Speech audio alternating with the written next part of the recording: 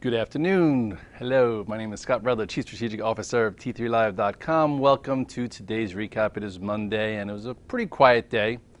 Some would say it's constructive. Some say, there's a little bit of selling underneath the surface.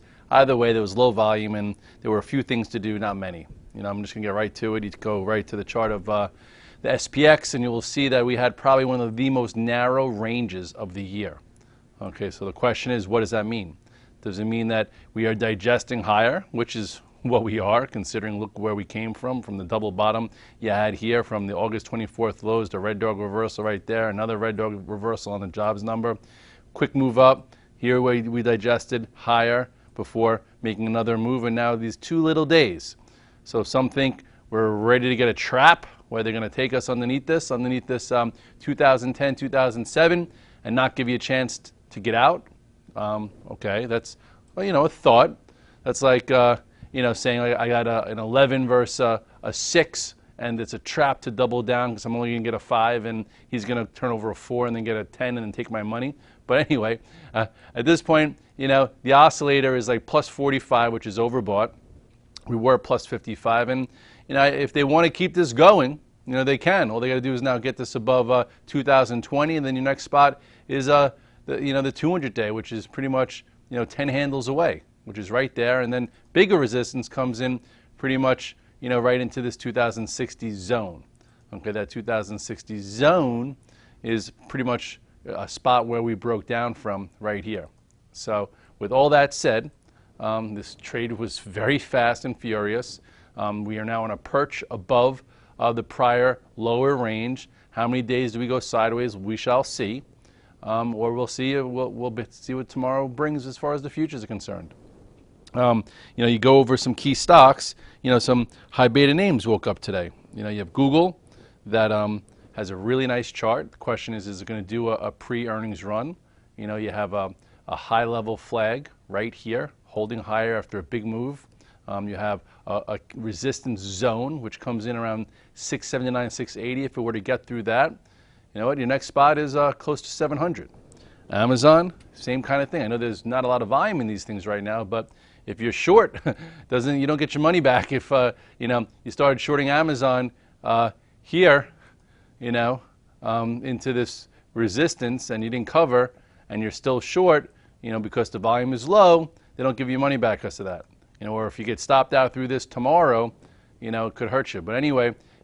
It held higher, pretty much a nice flag, just like Google, closed near the highs.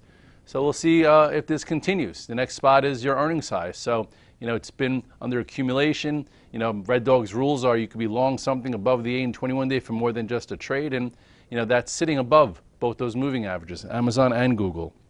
As far as Facebook, it too, looks real good. Question is, does it do a pre-earnings run? It gave you your reversal, which is when I got long 3 days ago. Okay, now it's hanging here. Okay, this is a spot, and then it's right back towards the highs. Is it going to run before earnings? Because we have about 2 weeks. I think it's going to be November 4th or not. At this point, if you had to be in something that's trending well, even though it is a little overbought, it's in the game. Okay, so those 3 stocks are in the game. As far as Netflix, some guys are looking at that. Inside day, could have acted better, could have acted worse. Still think it's absorbing this move right here.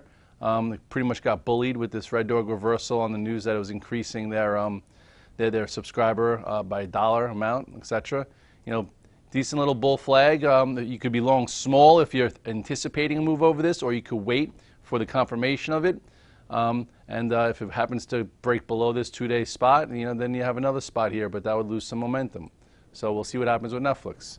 I talked about Twitter this morning. I thought maybe it can go green. I bought it after hours on Friday, and it actually tried in the first 2 minutes, but then sold down quick.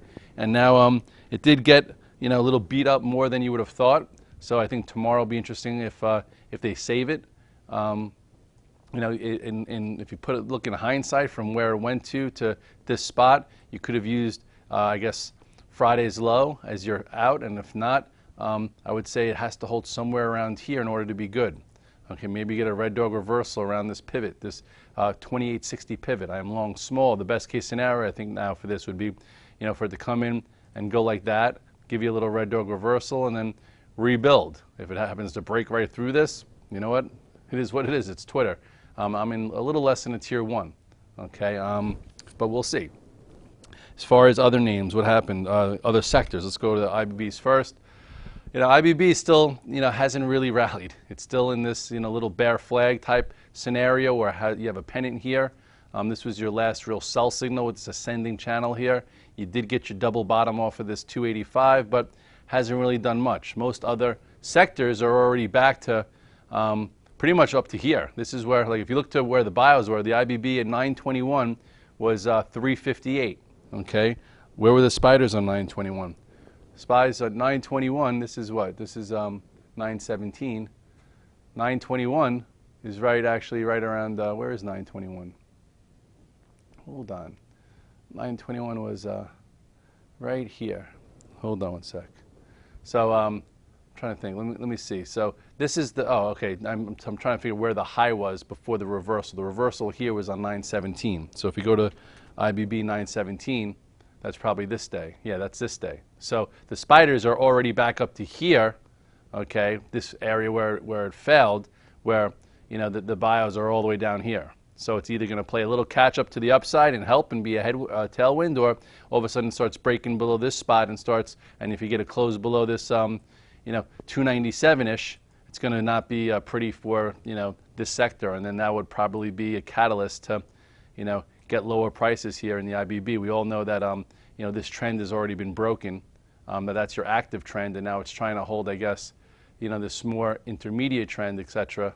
But right now the jury's out on whether or not it could rally or not. You have a high, a lower high, a lower high, and now here's another lower high all the way down here, and it's still below the moving average, so you have to be careful. CELG, hasn't been able to get above this little spot that we've been watching. It's still hanging around, but it's not really doing much. I guess if you're in it, be in averse that, and at some point it could help the IBBs if this clears this 119 with authority.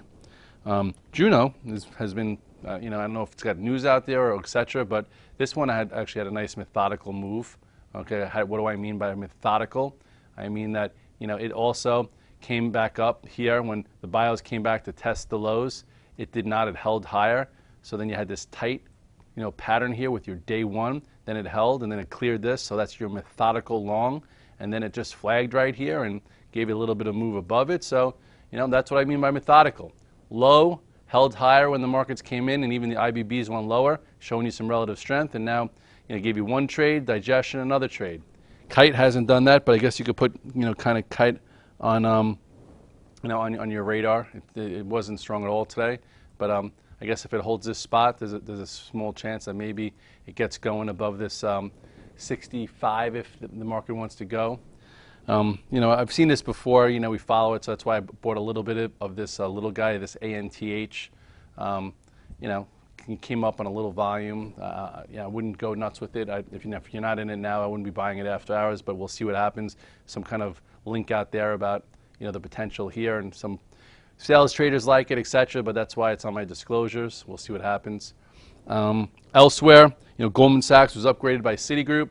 Really couldn't get much going on, but it is tight. This will give us some clues whether or not the market can hang around, I guess, if this holds here and starts to get above it towards bigger resistance, or does it fail here, and that would probably pose a little bit of a problem for the broader markets.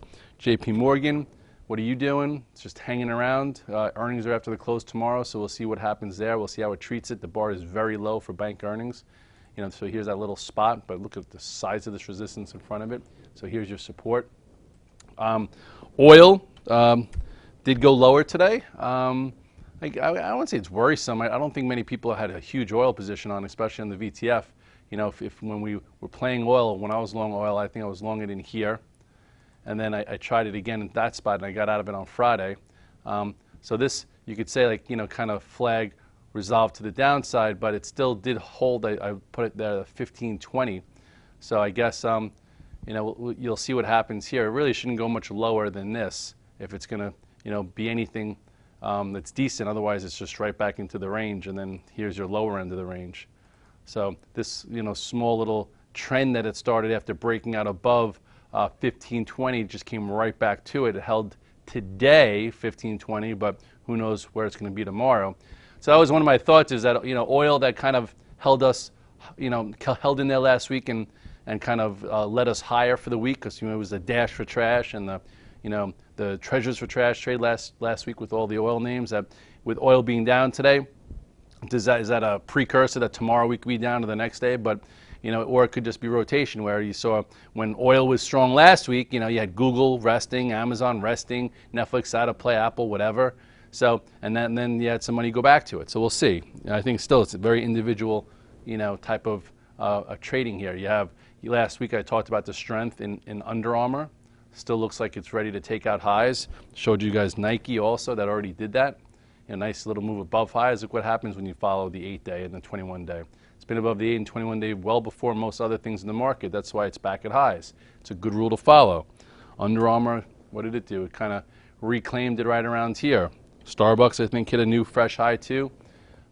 Little small day, but again, here's when it reclaimed the 8-day, and this is when it took out the highs, and now it's not a barn burner, but better to be long this and short this for now. I wouldn't chase it now, but it's good to see that they can't just distribute breakouts like they did here. Like this was pretty nasty. It tried to go, failed, but then regrouped and was able to go this time. So is that saying we're in a healthier environment? Maybe. What else? Gold, what did you do today? Looks like it just hung around, I don't think many people were chasing gold. They were probably just happy if they were still in it from this gap up here, or in it from the breakout above this spot on Friday. You got a little paid with follow through. It didn't fall apart, but it's heading into this 200-day, which could be some pretty sizable resistance. So always good to trim into there and then see how it holds up. But for now, it is acting better than it's acted in a while, and some gold bugs are thinking it's going to take or push through the 200-day like it did here. But then look what happened next. Here it touched it and came in. Now we're approaching it. So I wouldn't get too excited. If you haven't traded gold this entire 2-week time period, I would be careful just initiating a new position here. But if you're just shorting it because it's worked for such a long time, you might have to deal with something like this when it pokes its head through it, and then figure out what's next. So just keep both those things in mind. And that's about it. It's a holiday. A lot of kids are off from school, so a lot of people probably had to be home. The volume was light. Inside day in the S&P. Some high beta tech woke up a little bit. Bios is still a question mark. Some retailers did better. The airlines actually, let's look at one of them as well. UAL, not the strongest one, but 3 strong days. Maybe that's telling you that oil, I don't know, is going lower. Delta, I think, is better. Delta actually cleared a big level here. So Delta is an airline showing more relative strength than something like a UAL. JetBlue also still looks best in breed, above most moving averages. The highs are right here, so if you've been in this one, you haven't taken much pain. So the airlines look okay. WYNN finally pulled back a little bit after that little dash for trash last time. So I would say, here's your first down day. It did take out a prior low here, so maybe into this spot we'll see whether or not it's buyable. It did have a big move, but look where WYNN came from. Woohoo! So this was just your reflex into resistance, and I think if they really want to, at some point it can get up to here by end of the year. So maybe there's a pullback to buy, and we'll be looking at that, because nobody I think in our VTF was looking for that. They were looking for that cute short, and you had one today. The question is, do you get some downside follow through? You shall see. So in closing, some things to do. I wouldn't say you need to be heavy long overnight with the oscillator 45, but you haven't had real clear-cut signals that the market's ready to fall apart.